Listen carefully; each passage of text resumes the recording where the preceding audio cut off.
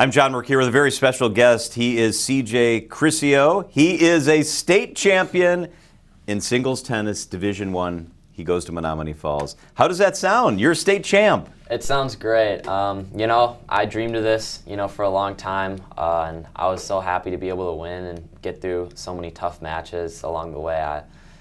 Going into the season, I had high hopes of, potentially placing, but, winning it really sealed the deal. Man, I'm jazzed. I'm really geeked up about this. I've been looking forward to talking to you. I have so many things I want to ask you. I want to start with asking you a little bit about tennis. When did you know, CJ, that you had something special when it came to playing tennis? At what age did you know, I could do something like this? My dad always tells me this story that, I feel like I knew that I was special at tennis a little later along the line. Honestly, once I got into high school is when in middle school I always knew I was good, but it was kind of like, how good can I get, because I still played football and played other sports. So I was like, I'm good, but where does my potential go? So I would say in high school I figured it out. But, when I was young, I did this camp, and this coach told me that, see something special in me, and, so. Like how old were you, 7 years old, 10 years old? Yeah, I was young, like 8 or 7, something like that, and, they said that, but I never knew that until later now. So you're obviously a very good athlete, and we've talked a lot in the past with other students about how when you become a really good athlete in one sport, there's pressure to give up the other sports, to really focus on tennis could be my future, tennis could take me places. Did that happen for you? Did the other sports kind of fall by the wayside? Yeah, that's basically what happened. I was, I played football till 7th grade, and then, 8th grade I didn't play, and, I'd played some other sports before that too, but then once I stopped, I was pretty certain that I was going to play football again in high school, but then after my season freshman year, I was like, it was an amazing year, and I think I'm just going to stick with tennis and, see what I can do, and kind of just drop the other sports. A lot of kids play baseball and basketball, and we have a big football program. What is it about tennis? What's special about tennis when people ask you that? Yeah, well, for my family, it's always run in the family where my grandpa played, and then, kind of passed down, my mom and dad played. So when I was young, they always had me play, and it always just stuck with me, and, I was able to get, good at it from a young age and kind of see that I was good, and that just helped me wanting to keep playing. Obviously, I enjoy playing it a lot. Do you still play with your mom and dad? You have to take it easy on them, right? Not all the time, but occasionally I'll still play with them. If we, go up north or something, and it's just, our family up there, me and my brother would play with my mom and dad and just, hit around and stuff. So it's still fun to get out and play with them from time to time. Okay, you serve 10 times to your dad. How many times is your dad able to return the serve? That's a good one. My dad's solid, so. Yeah, he gave you the foundation, right? I guess depends. Let's say if I make 10, we'll say I'll say he gets 6 back. Wow, that's pretty good, actually. He's good, so. So let's go to state. So we're so proud of you and the job that you did, and that medal you're wearing around your neck is the coolest thing ever. Let's talk about state. You were the number 2 seed in singles, right? Mm-hmm. Tell me how the tournament unfolded. Yeah, so first round I had a bye, so got past that round easily. And then next round I played 2 singles from Brookfield East, and I was able to, win that one pretty easily. Had you played him before? Were you familiar with his game? But one of my teammates did. My 2 singles needed a close match, so I was pretty confident going to the match. Yeah. I won that one 6-1, 6-2, and that was my only match on Thursday. And then on Friday, I played in the round of 16. I was supposed to play the 15 seed, but I ended up playing an unseeded player who, I'd known him from outside of tennis. I'd actually played his brother before in a tournament. Oh, interesting. So I was, still felt confident going into that one and was able to take care of business. I won 6-0, 6-3. And then in the quarterfinals was when I was really tested. And this is where, in my mind, I feel like, the seeding was a little hard. The 7 and 8 seed were really good players, so it was unfortunate that we had to play them. Yeah. But I played really well in that match. Got off to a good start. Won the first set 6-3, and then it was from there. It was the second set he was up, and I was down 5-3, and I was down 5-4, 40 love. Came back and won the game. Wow. So like it was like I could have came back and won that set, and then I started cramping at 5-5, and this is where everything kind of just went downhill, I guess. I had to take a medical timeout. I ended up losing the set, and then in the super tiebreaker, it was super close. I mean, like, I couldn't move like I normally could, so it was like I had to play like a different kind of game style, try to be more aggressive. And he knew that. He could see that. He knew, obviously. And I hit, this is one thing that I always find crazy, is that I remember first point of the tiebreaker, I double faulted, and I was like, I can't really bend my legs in my serve like I normally do. So I had 2 points. And you played a 10? Is that what you played to? Okay. So in 2 points, I hit underhand serve. Are you serious? Serve. Yeah. And he missed them, so like I couldn't. Whoa! Yeah, so. Oh my gosh! Yeah, so it was like crazy, because it was like in my mind I was like, you know what, I'm just gonna go for it, and I made both of them and won the points both times, and then This is like a movie scene. Yeah, this is crazy. Like, and that was earlier in the tiebreaker, and then I went down 8-5 and was just able to work my way back. Went up 9-8, and then we switched sides, and then when we switched sides, I was on the side where everyone was cheering for me, and then.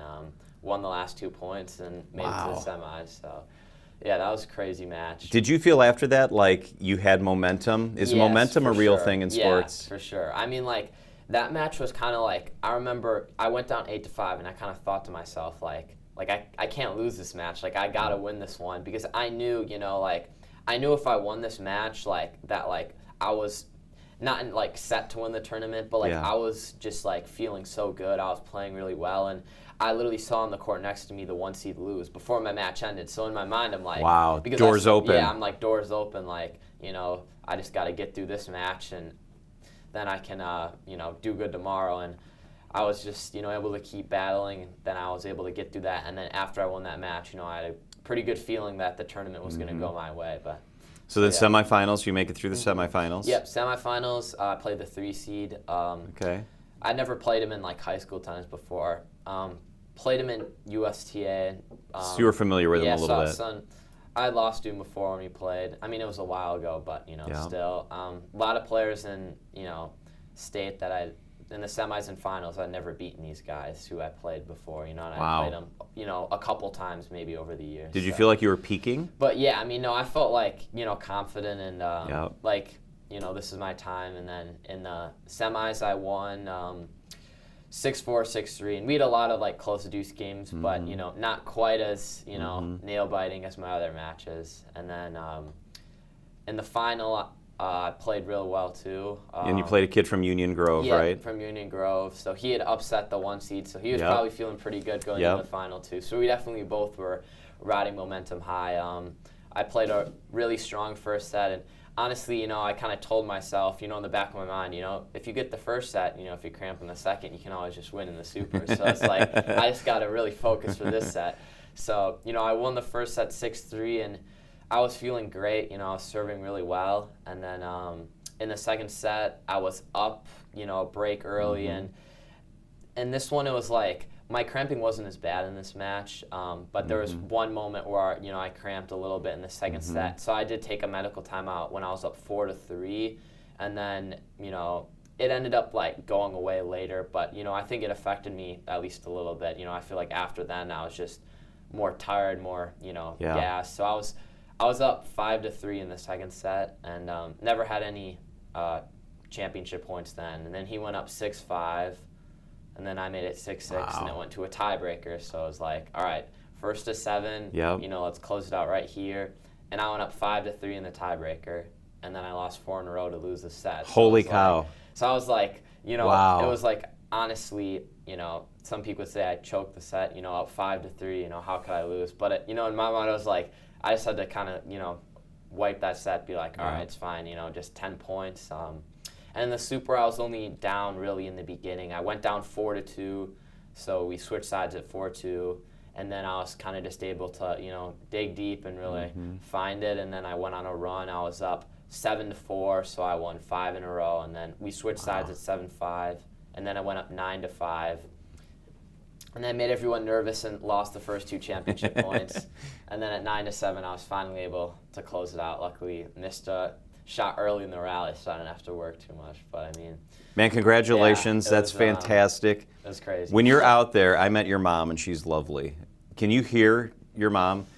CJ, let's go! Can you hear your mom, or do you block everything out? Do Yeah, you block it out? I feel like for sure. I mean, like after the points, you know, I'm gonna hear, you know, the crowd cheer and stuff like that. And I mean, it kind of depends. I block out, you know, what I want to block out and hear what I want to hear. So it's, you know, if I win in the point, I want to hear the crowd cheering for me. You know, if I lose the point or, you know, something happens, and I'm just gonna try to tune it out the best I can. So the superintendent and I talk often about how important it is to have things in the school district for kids to do besides in the classroom. Yeah. You excel at tennis. Whether it's tennis, drama, music, how important is it that kids find something that they are passionate about?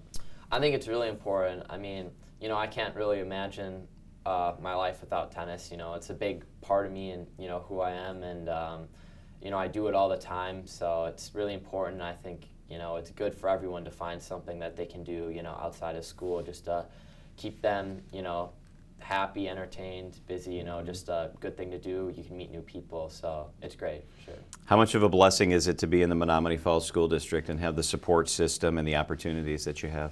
Yeah, I mean, it's great. You know, at Menominee Falls, you know, I like everybody here, and you know, wouldn't want to go to another school, and, you know, super happy to win it for Falls. So, what do you say to young tennis players or young actors or other people that have a dream but they don't know how to pursue it, or they're kind of nervous? Yeah, I mean, I would just say, you know, be confident and believe in yourself, and, you know, trust that, you know, you'll be ready, you know, when it's your time. And, you know, as younger, like I said, you know, I wasn't beating all these people when I'm younger, but now that I've gotten older and I've gotten better, now I'm starting to win. So it's, you know, sometimes it takes time, and, you know, it takes a lot of hard work, but, you know, just keep believing in yourself, and, you know, you can accomplish anything.